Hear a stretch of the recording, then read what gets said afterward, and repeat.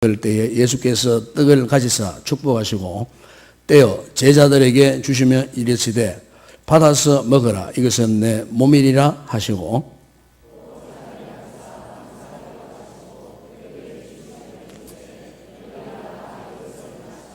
이것은 죄 사함을 얻게 하려고 많은 사람을 위하여 흘리는 바 나의 피 곧 언약의 피니라.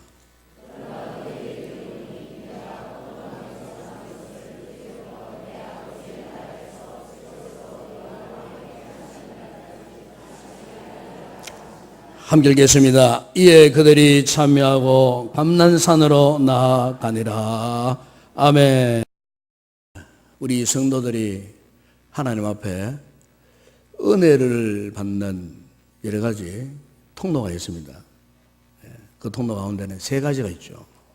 먼저 말씀을 통해서 우리가 은혜를 입고요.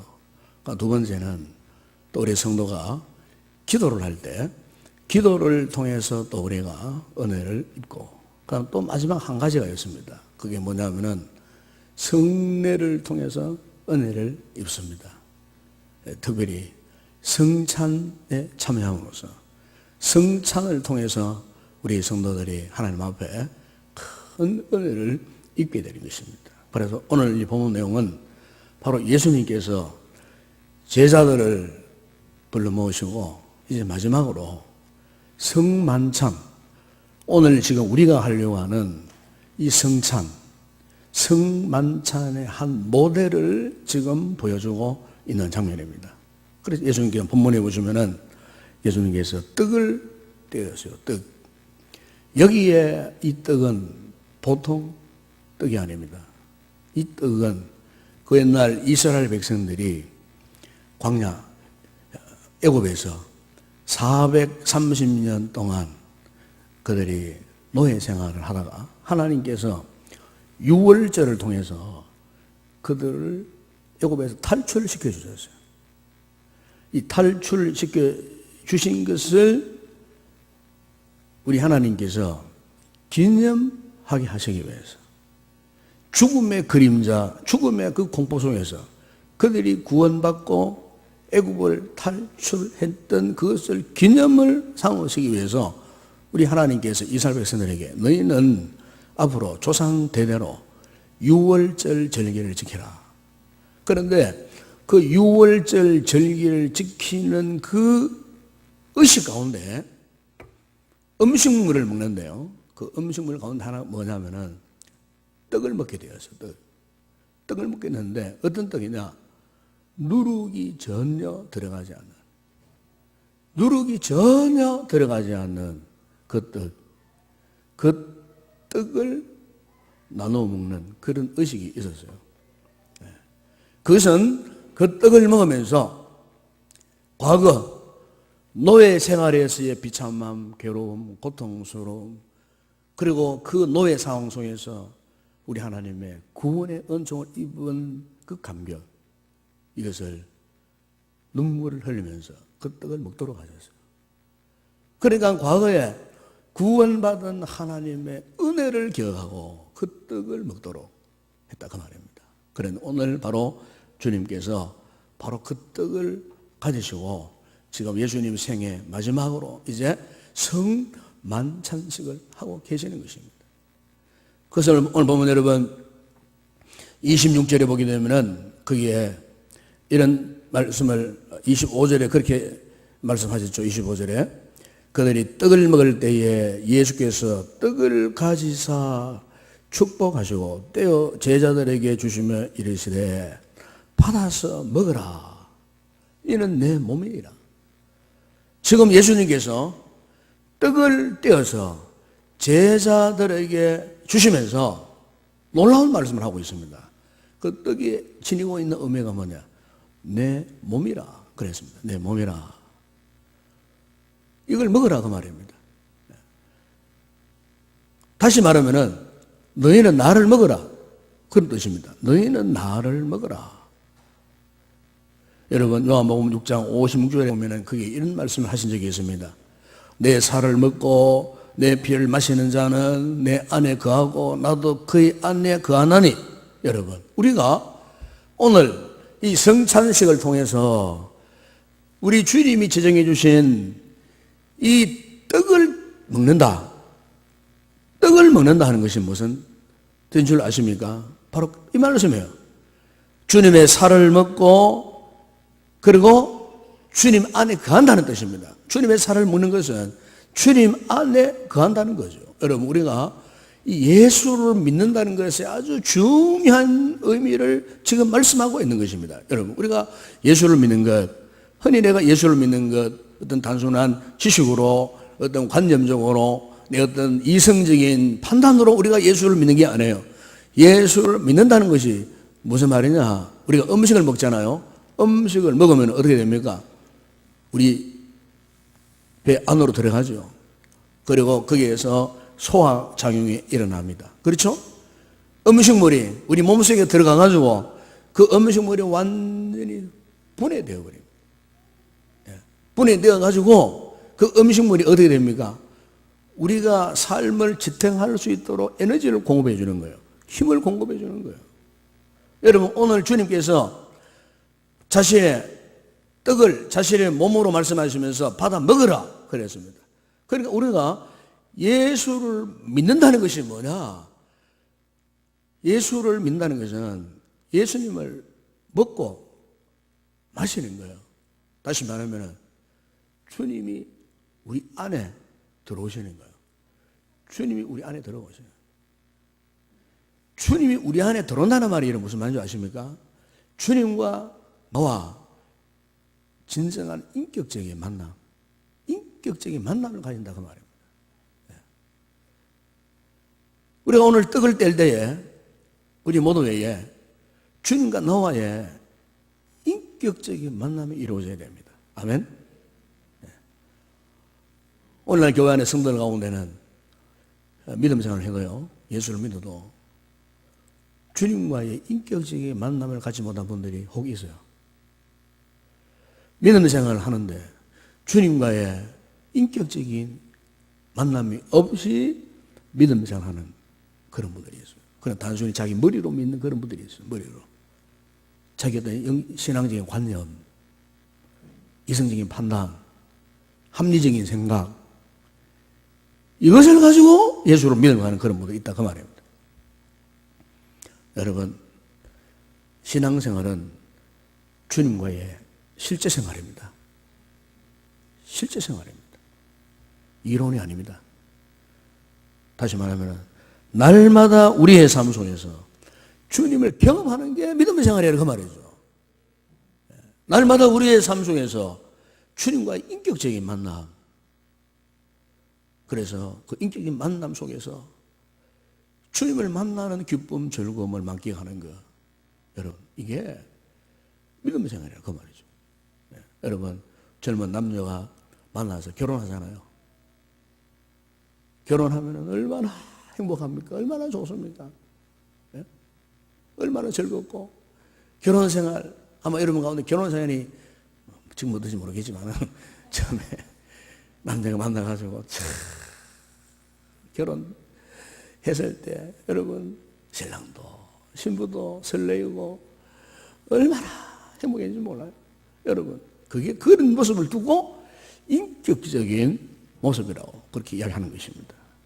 그러니까 주님과 나와의 만남, 믿음 생활, 이것은요 정말 남녀가 만나서 결혼 생활을 하는 것 이상의 즐거움, 기쁨, 행복, 이것을 느끼는 성도, 경험하는 성도, 여러분, 바로 그분이 주님을 먹고 그리고 주님과 인격적인 믿음 생활을 하는 분으로 그렇게 저는 믿습니다. 여러분, 그래서 요한복음 6장 그 48절 이하 51절에도 보면 주님께서 이렇게 말씀하세요.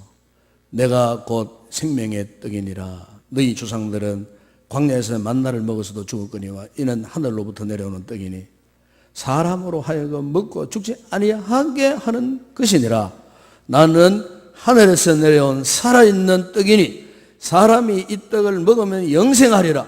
내가 줄 떡은 곧 세상의 생명을 위한 내 살인이라 그렇게 말씀했습니다. 그러니까 여러분 오늘 이 성찬식이 정말 놀라운 것은요, 우리가 이 떡을 받아 먹음으로 말미암아 예수 그리스도의 생명이 우리 속에서 불꽃처럼 일어나는 것입니다. 왜요? 주님은 곧 생명이기 때문에. 그러니까 우리가 이 생명의 떡을 지금 먹는 거예요. 생명의 떡. 물론 이 떡 자체를 두고 예수님이라고 그렇게 말 안 해요.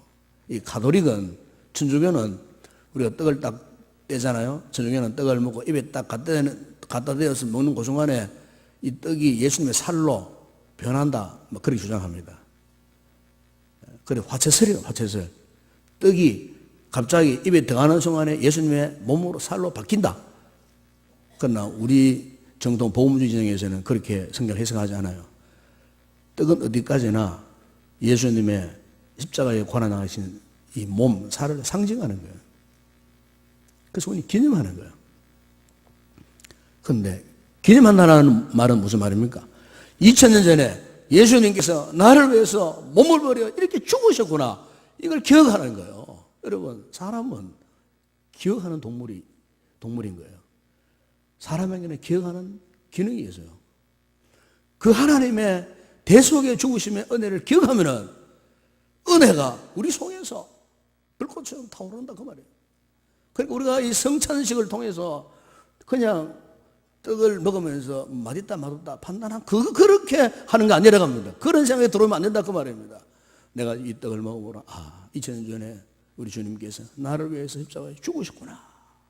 이것을 정말 인격적으로 우리가 그걸 받아들이고 믿고, 그리고 그것을 기억할 때 우리 주님께서 성령을 통해서 떡을 뗀 우리 모든 성도들에게 십자가의 은혜를 새롭게 하는 역사가 일어나는 것입니다. 오늘 여러분들의 이와 같은 은혜가 임하기를 바랍니다.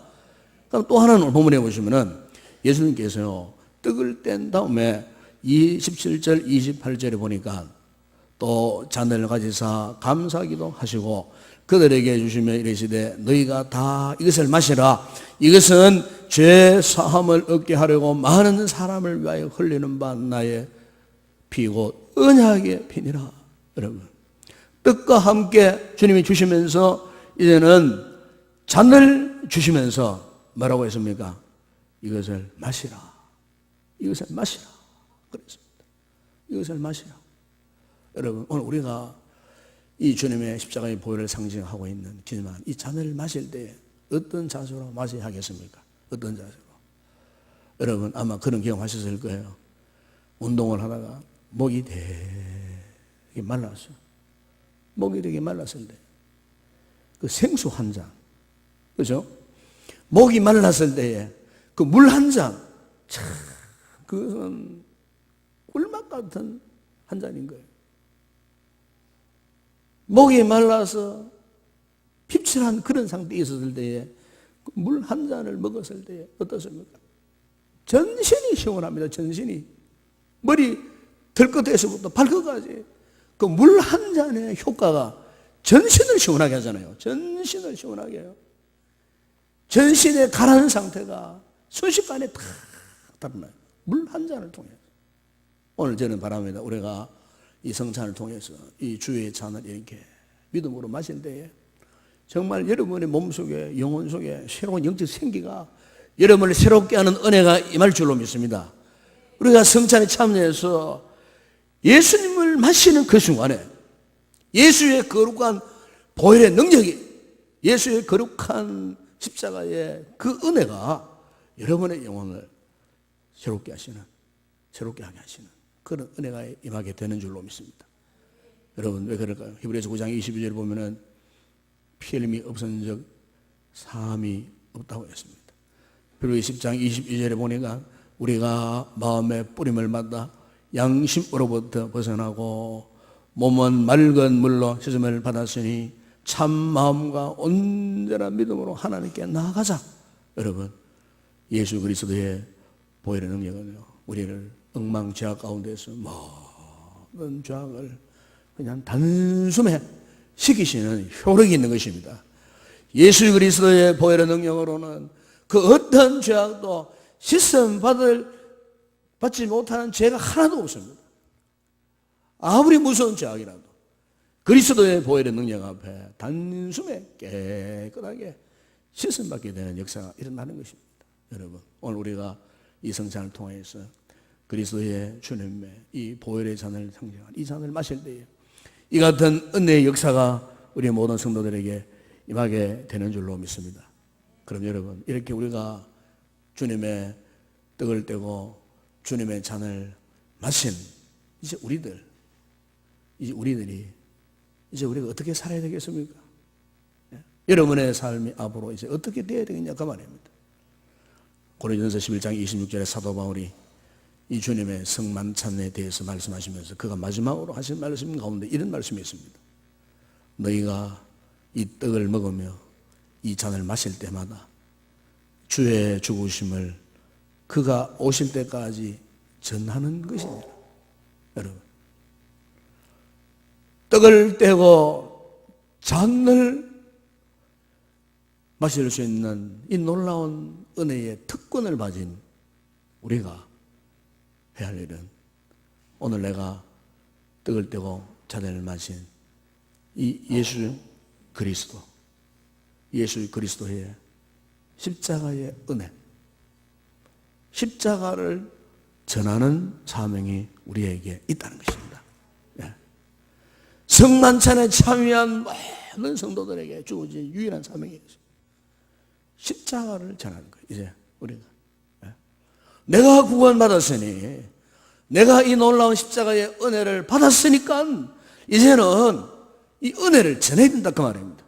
십자가를 전한다는 것입니다. 만약 우리가요 이 성만찬에 참여하고도 십자가를 전하지 않는다면은 이 성만찬은요 우리 믿음 생활의 하나의 액세서리에 불과한 거예요. 무슨 말입니까? 더 이상 아무런 의미 가치가 없어요. 중세시대에 교회가 타락했을 때에 그들이 성만찬을 안 하는 것이 아닙니다. 다 했습니다. 그런데 문제는 뭐냐? 중세시대의 특징은 뭐냐? 십자가를 전하지 않았어요. 십자가를 전가하지 않았어요. 다시 말하면 전도하지 않았어요. 영혼을 구원하지 않았어요. 이 중세시대의 특징이 그렇습니다. 그래서 중세교회가 타락한 거예요. 여러분, 교회가 전도하지 않는다. 그 교회는 타락하는 거예요. 영혼을 살리는 일이 교회의 사명인데, 십자가를 전하는 일이 교회의 사명인데, 왜 예수님께서 우리 위해서 살을 찢어주시고 피를 흘려주셨겠습니까? 바울이 말한 것처럼 너희가 그것을 먹고 마실 때마다 그의 죽으심을 그가 오실 때까지 전하는 것이라, 복음을 전하는 것이라 그랬어요. 전도하는 것이라고 그렇게 말씀하셨어요. 여러분, 오늘 우리가 이 성만찬을 통해서 다시 한번 영혼 사랑에 대한 새로운 뜨거운 마음이 일어나길 바랍니다. 십자가를 전하고 그리스도 대신 보혈을 전거하고, 그래서 한 영혼을 서로 사랑하고 한 영혼을 귀하게 볼 줄 알고, 내가 이와 같은 놀라운 구속의 은혜를 입었기에 우리는 복음의 빚진 자의 심정을 갖고, 아직도 이 주님의 십자가의 이 놀라운 대속의 은혜를 모르는 자들에게 주님의 아름다운 복음의 메시지를 전가하는 그런 아름다운 믿음의 결단이 있는 그런 귀한 성도들이 되시기를 주의 이름으로 축원합니다. 기도하겠습니다. 거룩하신 주님, 오늘 우리가 성례주의를 통하여서 먼저 우리가 성찬에 임하기 전에 주님의 이 귀한 말씀을 받고, 아버지 하나님, 다시 한번 이야기져 있는 십자가의 은혜가 이 성찬을 통해서 우리 모두에게 회복되기를 원합니다. 주님의 살을 먹고 주님의 피를 마실 때에 이 같은 복음의 강력한 역사가 오늘 우리 성도들의 마음속에 불꽃처럼 일어나게 하여 주시옵소서. 진정 주님과의 인격적인 만남, 교제를 갖게 되기를 원합니다. 우리가 진정 변화된 삶을 살기를 원합니다. 이 성찬 이후에 예수 그리스도의 복음을 전하는 자들로서 주님께 영광을 올려드리는 귀한 성도들 되게 하여 주시옵소서. 예수님의 이름으로 기도드리옵나이다. 아멘.